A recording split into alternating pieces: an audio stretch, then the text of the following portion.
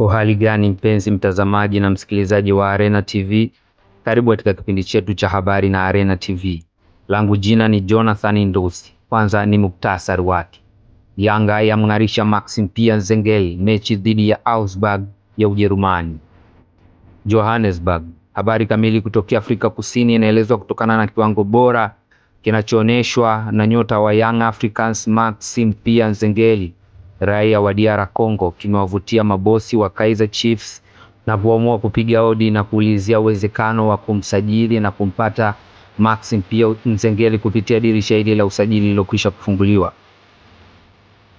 Vile Maxim Pia Nzengeli ni mchezaji muhimu zaidi katika upande wa Young Africans kutokana na uwezo wa Maxim Pia Nzengeli kuweza kucheza nafasi nyingi uwanjani, huku akiweza kuwavutia mabosi wa Kaizer Chiefs ambao hivi karibuni iliweza kumtambulisha Nasreddine Nabi kuhudumu kama kocha mkuu wa klabu hiyo.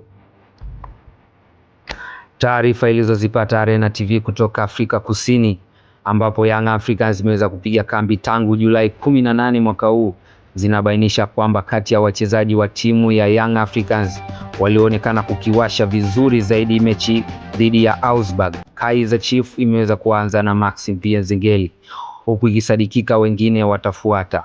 Vile mmoja wa watu ndani ya Young Africans ameweza kubainisha kwamba issue ya kumsajili Max ni pendekezo la Nabi, ambaye amekuwa akimfuatilia kabla hajatua Yanga msimu uliopita akitokea Maniema ya DR Congo. Mwisho wa habari na Arena TV. Yanga yamng'arisha Maxim Pia Nzengeli mechi dhidi ya Augsburg ya nchini Ujerumani.